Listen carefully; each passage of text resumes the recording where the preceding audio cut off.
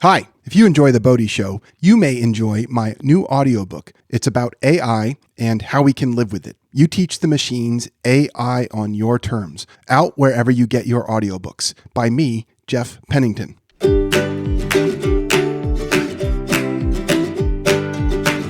ho ho, it's time for the Boaty Show. Living on the water is the only life we know. Yo ho ho ho, it's time for the Boaty Show. Welcome back, listeners. I'm Jeff Pennington. I'm joined by my co-host, Stephanie Weiss. Sipping on her coffee. It is Sunday, still morning. We both have fires going. Mine's downstairs. Steph's is right in front of her in her living room. We're remote, and it's been a minute. We're not going to talk about that. We're just going to jump right back in, right? Yeah, let's jump right in. Jump right in, like it's summer and we're going swimming again. Exactly. We have a show today. We're going to do a segment on the Puget Sound ferry system, the history of, and we're going to do, what do we got? We got a old boat ad from Jay. He was touring down in Whatchamacallit, Florida, Sarasota. He sent a picture of an alligator, which I will contend is Boaty. You want my opinion on that? I want your opinion on that. I mean, it does get from one place to the other. I don't know if you can do that without getting wet, but yeah, I'm in boat adjacent. If you see an alligator, you wish you were in a boat. I mean, I can think of many ways the alligators are Boaty. Yes. That was excellent commentary. Thank you very much. You're welcome. Wait, when you were down there last winter for the fundraising visit and you found that waterfront bar that served like drinks in buckets or something, were there any alligators around then? Yeah. Well, yes, we were told that there were alligators around, but I didn't see an alligator, but I did see lots and lots of signs about the alligators. Remember the signs? In particular, that it was alligator mating season. Oh, that's what it was. Yes.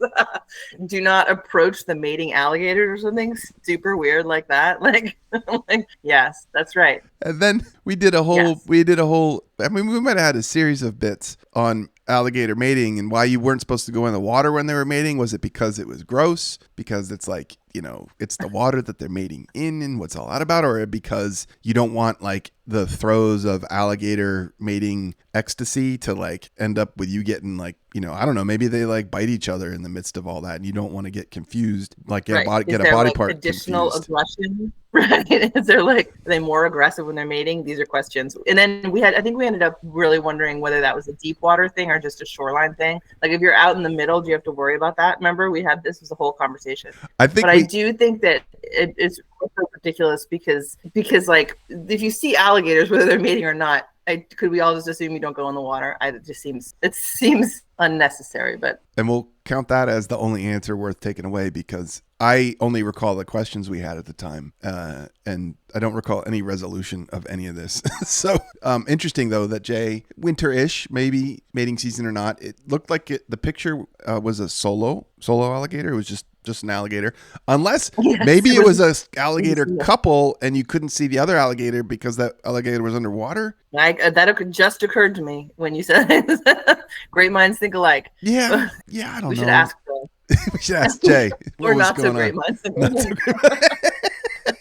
All right. So I think we should lead off with, since we're talking about Jay and his trip through Florida, he played at least one show down there. I saw a picture of a backyard concert, looked lovely, or an outdoor concert, I shouldn't say. I don't know if it was backyard or not, it looked lovely. And he sent a boat ad, and since this is his favorite segment, we're going to do it. Do it.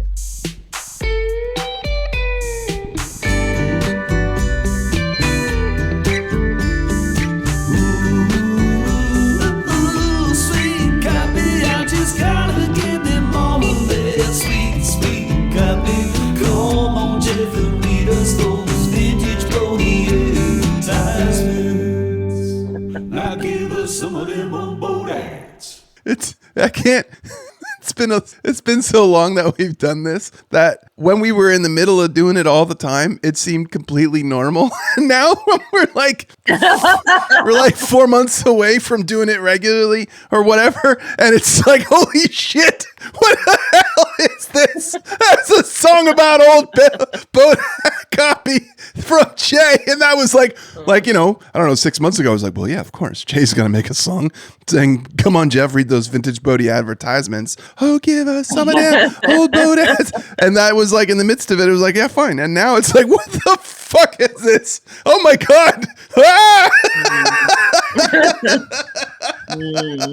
And people are like, hey man, when are you going to start making that show again? Because they want this nonsense. Oh God. Makes me so happy. It's good to be weird. That's good. Okay.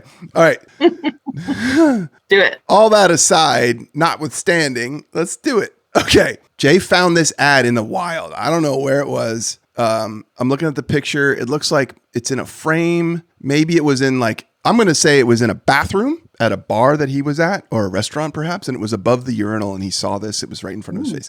You can't blame a guy for boasting about his new Mercury. Not only pride of possession, but downright satisfaction comes with the ownership of a new Mercury outboard motor. When you put a Mercury on a boat, you are completely confident of quick, easy starting and effortless hold the course steering. You know that there will be instant response to every touch of the throttle, whether you want a burst of flashing speed or just a ripple of hushed power for the slowest possible trolling. The new Mercury with full jeweled powerhead bears repeating. Full jeweled, yes, like bling bling jewels, full jeweled powerhead gives you greater all-around mechanical efficiency and endurance never before known in an outboard motor. Yes, with your Mercury, you'll experience that pride of possession realized only by those who own the finest. Scrolling down through the ad, that was the main copy presented next to a lovely couple in looks like a Penyan outboard skiff with an outboard obviously on the back.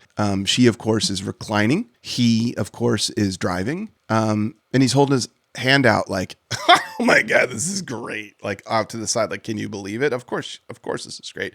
He doesn't look so polished. He's kind of he's got some bedhead and a t-shirt on. She looks put together. So he must have a great personality.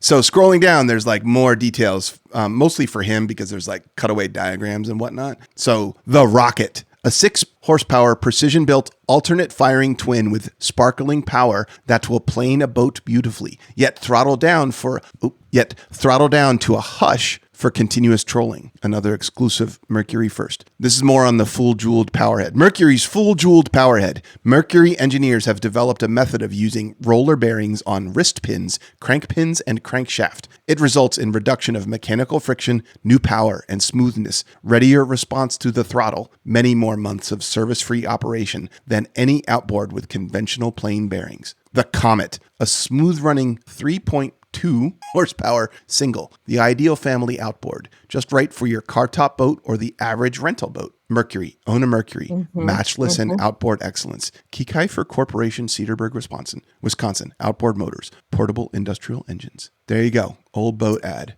I have a lot of questions. Okay. And an observation. Go. I love how the masthead of this ad, if you will, I don't know if that's the right word for it, but it's a bubble. It's like a word bubble coming from the guy in the boat, right? You can't blame a guy for boasting about his new Mercury. I love all of the how proud you should be.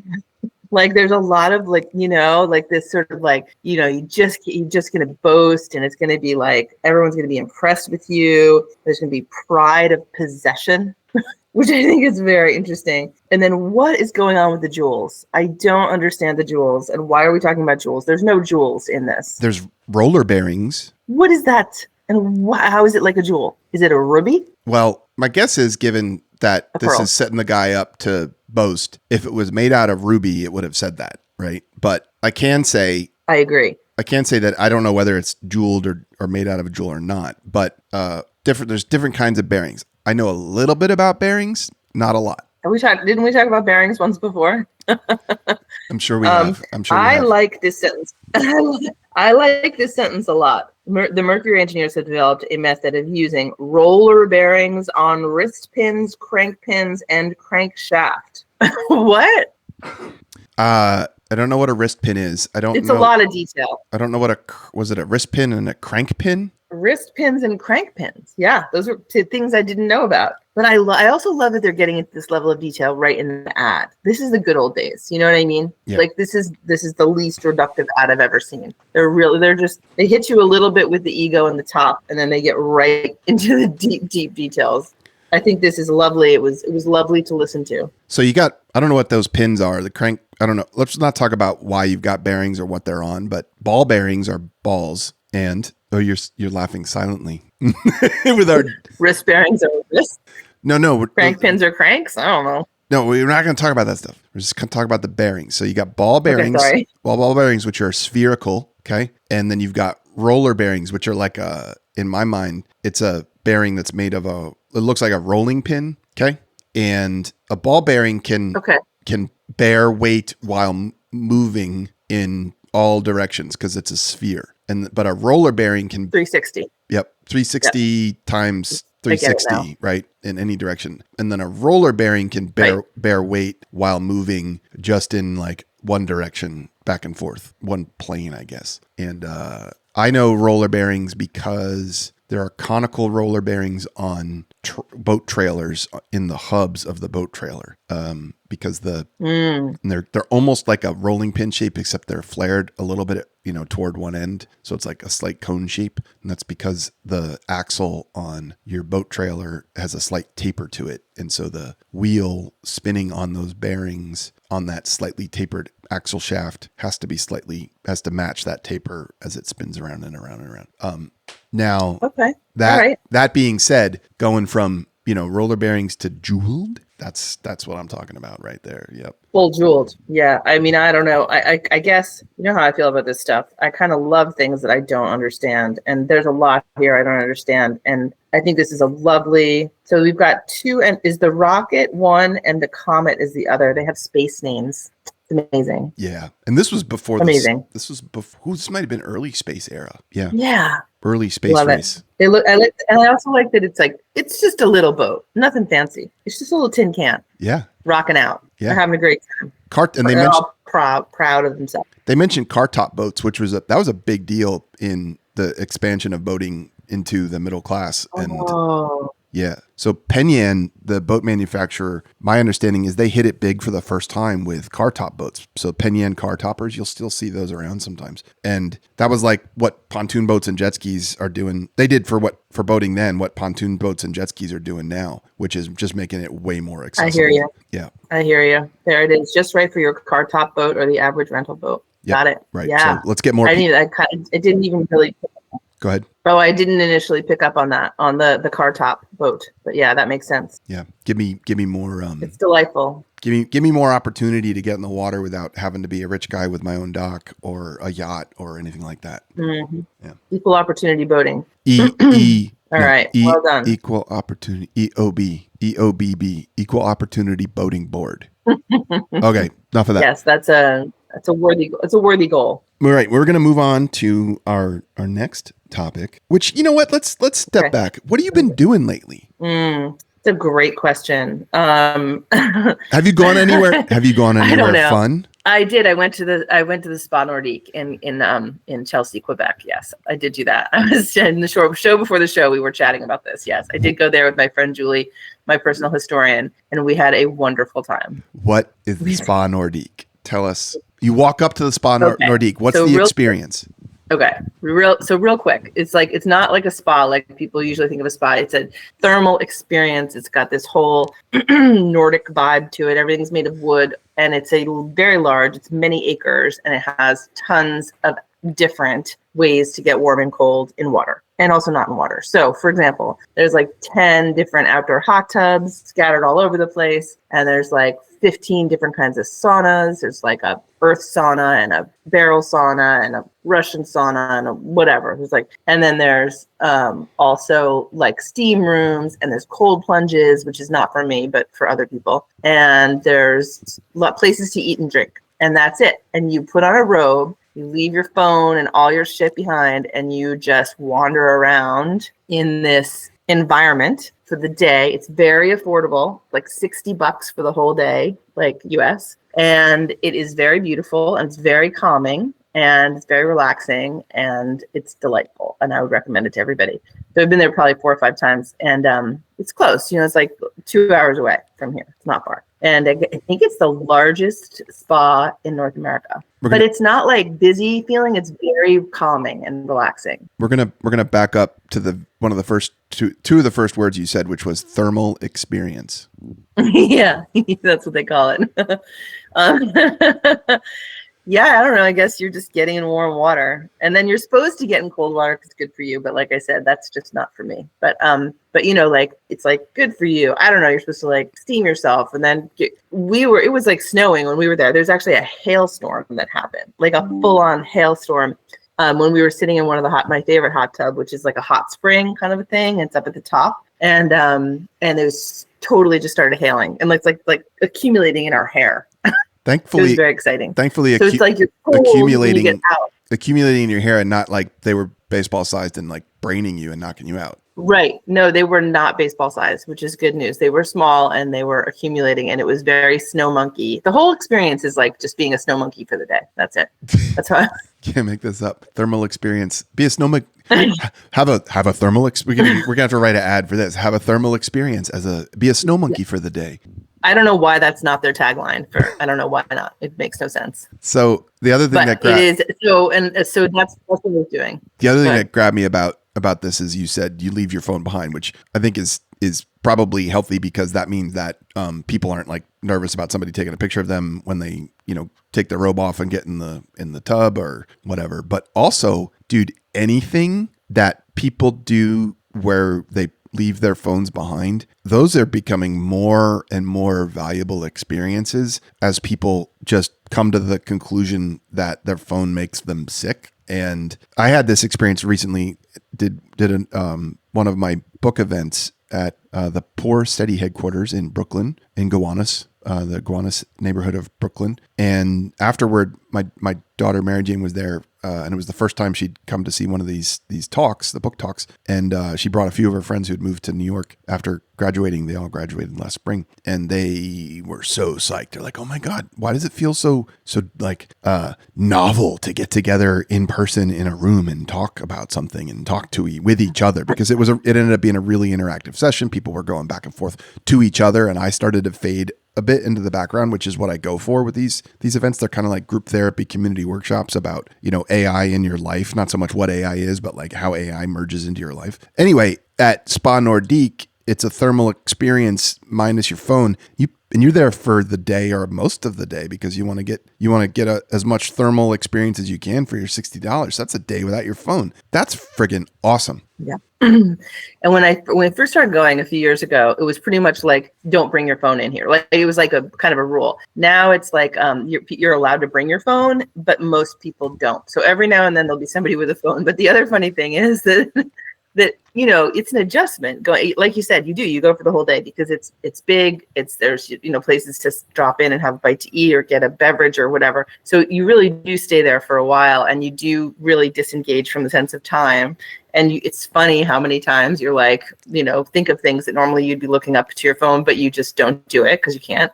But one funny thing that happened when we got there was when you first walk in on the left, there's this very cool like experience. Like it's like they do a boreal forest experience, and they wave branches around and like whatever. So that happens at certain times. So do we really want to do it? Because afterwards you like rub salt all over your body, and then there's like a flash dance bucket that you dump on yourself. you have to be.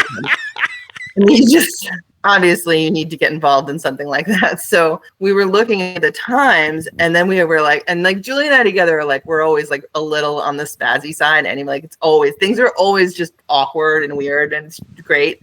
And like, so we were like, okay, so we could come back to the one at 11, or maybe, and then it's in like, it's like Canadian time. So it's like 1300 and 1500. And we don't know what that means. It's complicated. So, like it was so hard. We were like talking about it. And then we were like, how are we going to come back? How are we going to know when to come back? Because we don't have phones. And then, so then a nice young man who worked at the spa went by, and we asked him. The other thing is just constant like language situation going on about whether, we don't speak French. Everybody else does. So, and they're very sweet about it. But, you always have to navigate the fact that you're speaking English. And so we, in English, asked this nice young man what time it is. And he paused. And I thought maybe it was just because he had to switch into English in his brain. I don't know why. And he looked at us and he was like, well, right now it's blah, blah, blah o'clock. And he like explained what time it was. And the fact that it would be this time in an hour and a half, we could come back and the thing would do it again. And then he kind of like looked at us and we were like, okay, great. Thank you. And we left. But then later when we came back to actually do the experience, we were sitting in the sauna and I looked out and there's a clock so big. Like so big, it's huge.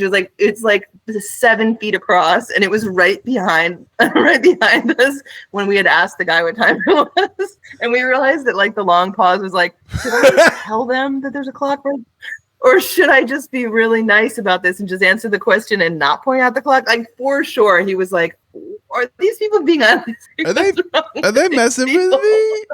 And he's Canadian, but he's also French Canadian. So like he also like, because if you're not French Canadian and you're Canadian, the stereotype is like, you're just super nice and you're just gonna be super nice. And of course I'll just tell you what time it is. But if you're French Canadian, you might be like, you friggin' idiot. Like I'm glad that you're up here. I'm glad that you're up here, spending your money, even though we can't friggin' stand you because you're from America. But it was a lot. There were a lot. Yes, there were a lot of components. I love the fact that I think a little bit he was just like, it seemed like if he was like, dude, there's literally a clock right there. That's like this. Yeah. Then it just would have felt a little less polite. So he didn't say that. And then we had to discover the clock on our own. And it was amazing and hilarious. So I have more. That was, again, back to the tongue thing. Yeah. I have more soapbox about that. I'll do it briefly and try not to go on and make it annoying. But when you treat your watch as your timepiece, when you treat your phone as your timepiece, and then you don't have your phone, you end up lost and you can't conceive of that there might be a giant clock on the wall. Although maybe you can conceive of it, and you just because you're having a nice day with some beverages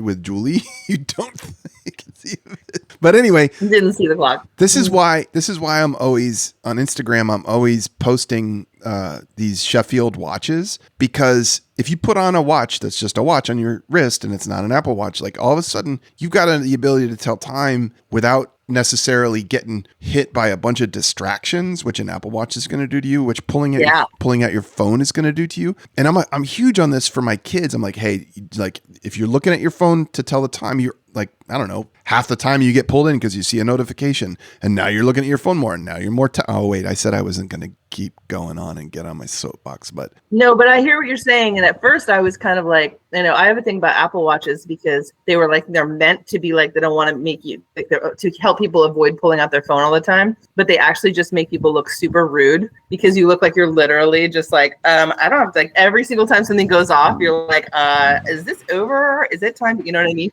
So, but I hadn't thought about that because you're right. Whenever you look at your phone, of course, there's going to be notifications and all that's going to pull you in. And it's a very good point. So yes, to watches. Agreed. And I'm gonna break this all home and make it all Boaty. Ready? All right. Spa Nordique is okay. Go. Spa Nordique is Boaty because in Iceland, outdoor hot spring fed pools and indoor came about because the rate of death by drowning amongst Icelandic fishermen was so high because it's the friggin' North Sea. And the last thing you want to do there, and there aren't any lakes, right? But the last thing you want to do there is learn how to swim in the ocean. But so that meant the entire population of Iceland, whose entire existence was supported by fishing, nobody knew how to swim. And it became a public safety, public health, community health, like anti-drowning initiative to start to create public outdoor hot springs, public outdoor hot tubs so that people could learn to swim. And they sprang up all around the country, and it became like part of the culture that you go there to learn to swim, but then you also go there to hang out with each other. And that's all so that people in Iceland can go fishing, if they go in the drink, survive, have a greater chance of survival. Boaty, right? Interesting. Also, the watch thing, if you have to pull your phone out to tell what time it is while you're out in a boat, you might drop your phone on the deck. You might drop your phone in the drink or off the dock. You also might get distracted by your phone, and when you're driving a boat or you're out there in a boat, you probably shouldn't be distracted because A, that means it's taking away from the enjoyment, and B, because you might run into something. So, Boaty, boom, done. Okay. So learn to swim in a hot spring and buy a watch. Boom. Yes, and have thermal experiences. Miss E just texted me and called. They just got hit from behind on 76. They're all okay. The cops are there now. Uh-oh. Whoa. Hold on a sec. Let me communicate. Yeah. Everybody's okay. They don't need me to call or come pick them up. All right, good. Well, how about that? Do we have to move on? Yeah. I've been one of my, I'll just tell you, and you can always like edit this out later if it's boring.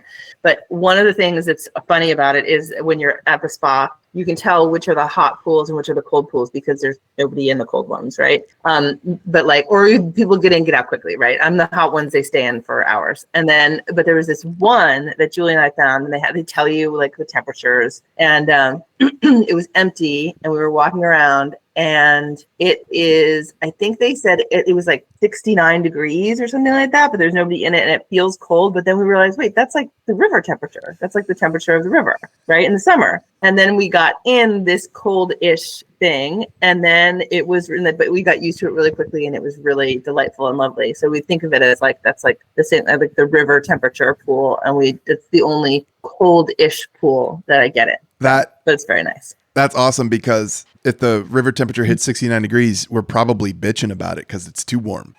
Exactly. Exactly right. That's awesome. All right. We're going to move on.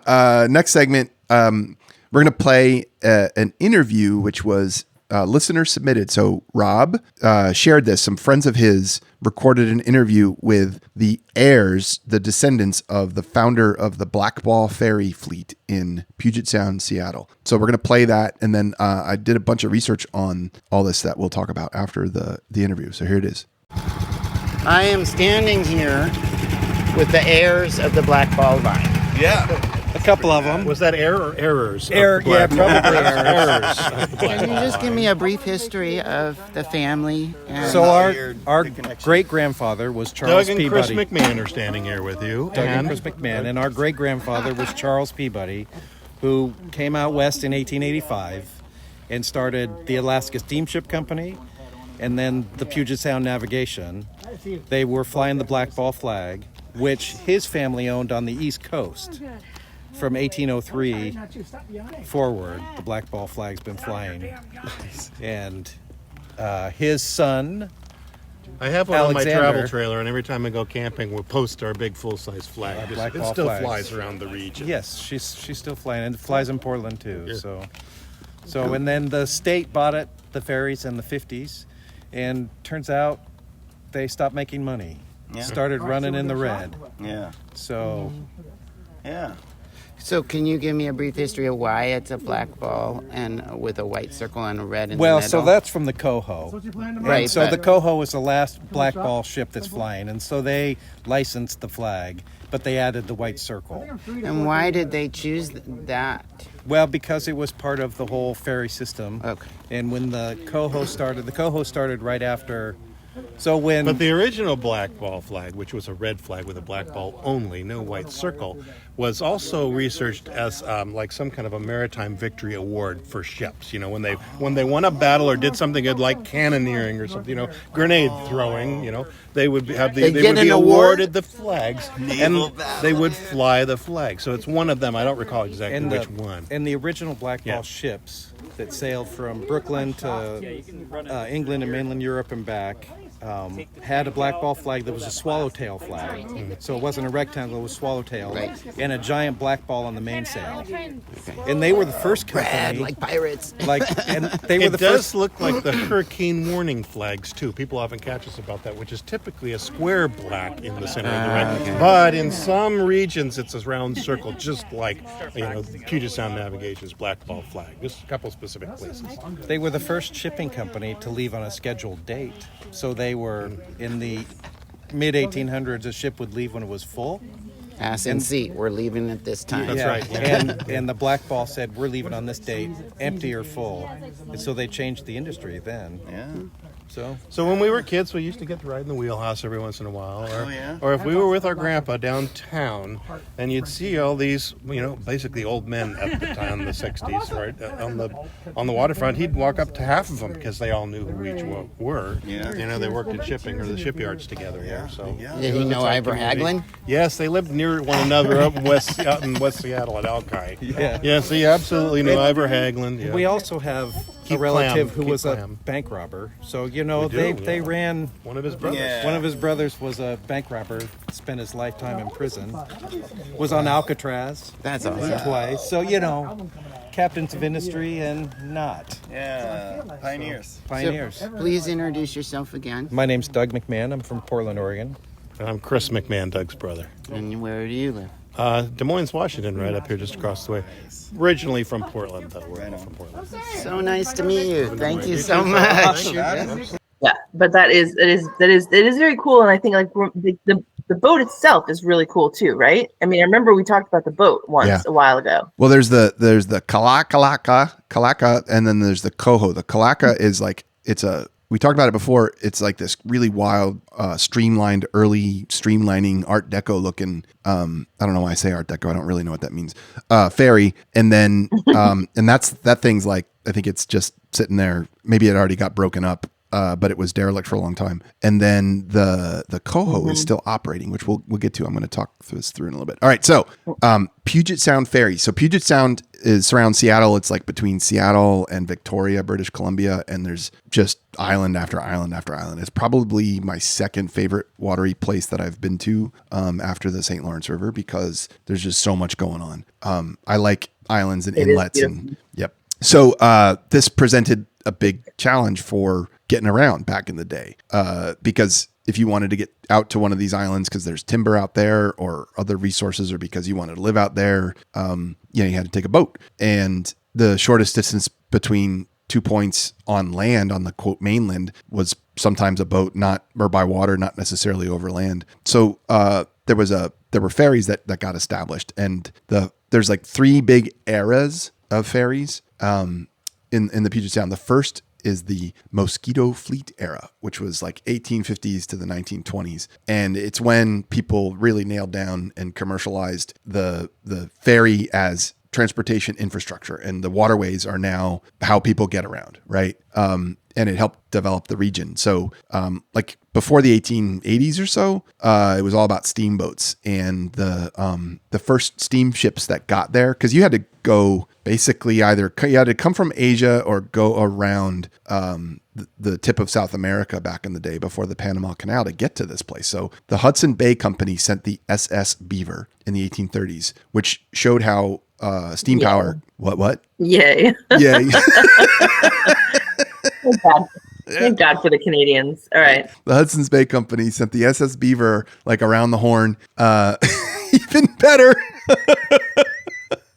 In the 1830s. So all of a sudden, like, you've got a steamboat that's like cruising around Puget Sound, and it works out. And the Americans, I think the Canadian, I don't know a lot about the Canadian history of the West Coast, but the American history of the West Coast was like, 1849, 49ers, the West the West Coast opened up in a big way because of the gold rush. But then timber became a huge deal, probably more money made in timber than in gold at that point. But the first American steamboat was the SS Ferry. Okay. Begins scheduled service in the 1850s, and it linked Olympia and Seattle. And roads were hammered. It was just mud, nothing was paved. You definitely wanted to be on a steamer, maybe a side wheeler, like, old timey side wheelers on the Mississippi. But it was really the only way that mail and your goods and people got from town to town on the Puget Sound. So that was like early steamboats, pre-1880s. And then in the 1880s, it really started to take off. So as the area developed, the something happened called the swarm, right? So the swarm of the Mosquito Fleet, hundreds of small, independent, privately owned steamships, which basically started creating a dense network, and they were all competing with each other because like all you needed was a boat with a steam engine and you could get going. And there were some famous boats during this time, mosquito fleet boats. And this was not like, so-and-so owned the mosquito fleet. It was just like, hey, there's a swarm of boats out there. We're going to call them, and they're all small. So we're going to call them the mosquito fleet. And this is where the names get more lame. The SS Flyer, the SS Bailey, Gatzert. Okay. Yeah. I like SS Ferry, direct. Yeah. Yeah. And then there's this huge opportunity in this dude named Charles Peabody, who we heard about. We heard from his descendants. And we heard about the Blackball, right, from his descendants just a minute ago. Charles Peabody, right? He shows up with this family history of the transatlantic fleet where they innovated. And this is something you're pretty psyched about, which is like, oh, okay, we're going to have scheduled service instead of just wait until we've got a full load and then we'll go. We're going to leave at noon. Mm-hmm. Yeah. Yeah. Well, I just think it's interesting. Like, I mean, I remember we talked about this, I guess you said maybe with Rob a while ago. It's fascinating, the idea that you get on a boat and then just wait for enough people to get on the boat and to leave. I could see how that would be disruptive to your day. Yeah. Maybe hopefully those people, they didn't have watches, but then I guess I would appreciate the fact that there's some general idea of when it might leave, but I can see how the risk would be you had to travel empty some, so maybe you just had to more reliable. It was a leap of faith, right? They're like, if we make it more reliable, then people will use it more, right? Yeah, and scheduled service for trains was probably a thing, but when you've got this big boat, you definitely don't want to go empty. And so I could see the commercial interest in like a full boat being there, but also like then you're leaving out a lot of people who are like, I don't want to sit around and wait for this. Anyway, I don't know. Charles Peabody, so he's a descendant of the people that started the Blackball fleet way back in the early 1800s. He shows up out there and starts buying up the swarm. He creates the Puget Sound Navigation Company, PSNC, in 1898, and then just starts buying up competing mosquito fleet companies. Like he bought up the White Collar Line. Don't know why it's called White Collar Line. Gonna guess it was fancy. And eventually becomes the biggest operator. You said fancy. Fancy. Okay. And then what Peabody did based on this research is he figured out that the automobile was gonna be a threat, okay, to the ferry fleet, because now you've got cars. People buy cars. They want the roads to get better so that they can drive their cars. The roads do get better, so more people get cars to drive on those roads. So then he figures out that this is a threat and starts converting his ferries to carry cars. And the rest of the mosquito fleet, many of whom he'd bought up in the first place, but the rest of the mosquito fleet that hadn't been acquired by the Puget Sound Navigation Company, they're not as like strategic as he is. They don't start converting their boats to carry cars. He does, so they die off. No more, right? So now he's got a monopoly, and he officially at this point adopts the Blackball line as its name, and the flag that we heard about, the red and black ball flag in the late 20s, coincidentally also around the time of Prohibition and tons of smuggling of booze from Canada into the U.S. I'm not accusing the Blackball line of being involved in smuggling, but it was going on, and there was succession also in the family. Alexander takes over from his dad, and they really nail down. And then then they launched the Kalakala, Kalakala, Kalakala in 1935. This is the streamlined Art Deco ferry that we talked about last time, and our friends Rob and Jen and Byron actually went out and checked out while it was still floating, and it's just like really cool. Looks like like early streamlined locomotives and trains, that kind of thing, with like really neat windows and that sort of thing. But that becomes the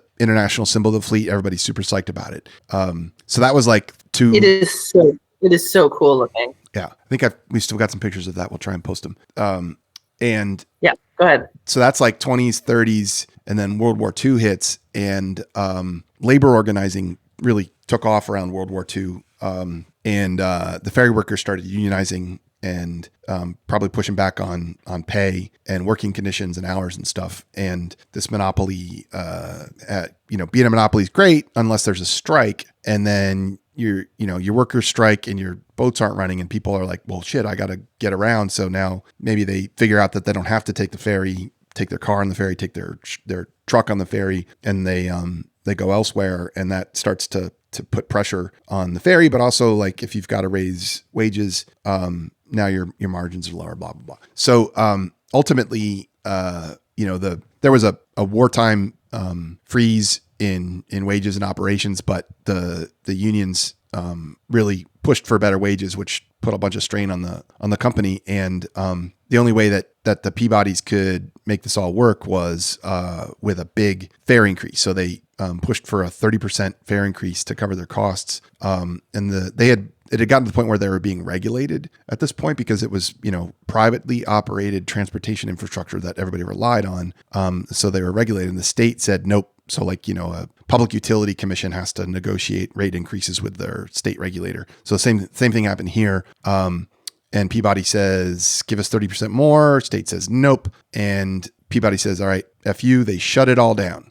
And that stranded like all the commuters, and people were super pissed at them for shutting it down, which then turned it into a political moment. And the businesses said, take over this as an essential utility. And that's when Washington State purchased all this stuff from all the ferries and the whole system from the Peabodys, from the Blackball line, and that created the Washington State ferry system. And as you heard in the interview, ended up running at a loss. I don't know if it still does. It may, as a lot of public transit infrastructure does. But the state bought out the Blackball line in 51, and they bought it out for $4.9 million, which in like today dollars is still not even that much, I don't think, for 16 ships, 20 terminals, which is what it was at the time. But anyway, they buy it out and start operating in June of 51, and the state said, hey, we're just going to do this until we build all the bridges everywhere, which didn't really happen. And the Washington State ferry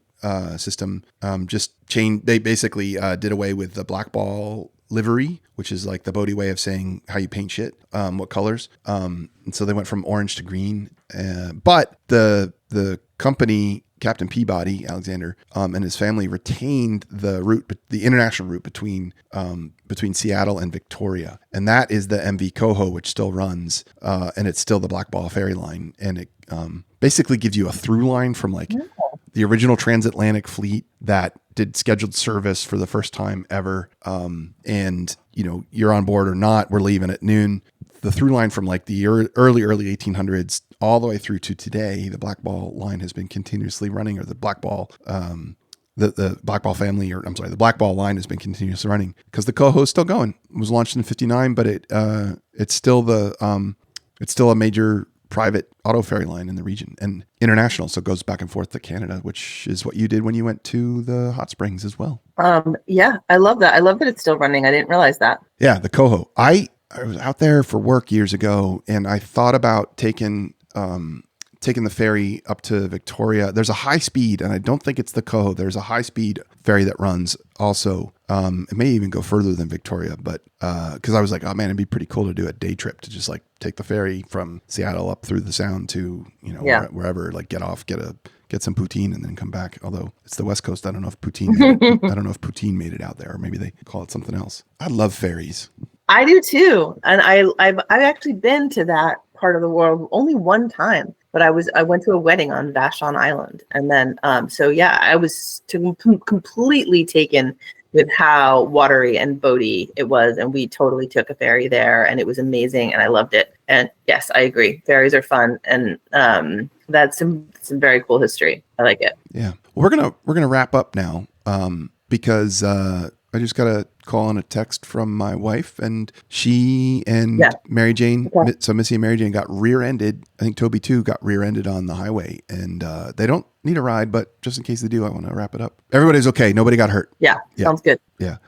Good. But good. Couple things. One, I am currently wearing a Boaty Show hat, and the hot admin, the lovely Melissa, set up a friggin' e-commerce website so that you listeners, if you would like, can buy a Boaty Show hat, and we will ship it to you. We don't really make any money on this. It's all basically break even. But that can be found at theboatyshow.com/merch, MERCH, merch, theboatyshow.com/merch. I'm very excited because I've got a big head, and we have an extra large hat, which means that if you usually put like the little snappy back thing on like the last two nubbins, the snapback on the last two nubbins on the XL Boaty Show hat. You get to, at least on my head, you get 5 nubbins. You can snap 5 hat nubbins, and it doesn't look like you're cramming a tiny hat on top of your big head. So that's exciting. There's heather gray, dark gray, and navy blue, and would love it if you guys ordered some because it's a cool hat. It's got the boat tractor on it. Mm-hmm. It's the holiday season. Yeah. Time to go buy some merch for your fun families. Everybody needs a Boaty Show hat. And also, these were made by Bolt Printing, Right. who we talked about on the show once upon a time. Yeah. They're really cool people. And You love them. I do. And they made a video of the hats getting made that I'll try and repost. And the other thing is that my book is out. So is the audiobook. So You Teach the Machines, AI on Your Terms is available on everywhere you get your audiobooks. Audible, Amazon, Apple, and then like 35 others. So if you don't mind listening to my voice, I read the book and people are finding it really helpful. And you can support the show and us doing this silly stuff by buying hats and checking out the book. We are going to wrap it up. And next time we get to do photo of the week. Oh, yes. Yes. We're bringing back Boat of the Week next time. There have been a bunch of submissions while we've been on our hiatus, and we can't wait. So like next week, I'll probably mostly be Boat of the Week discussions.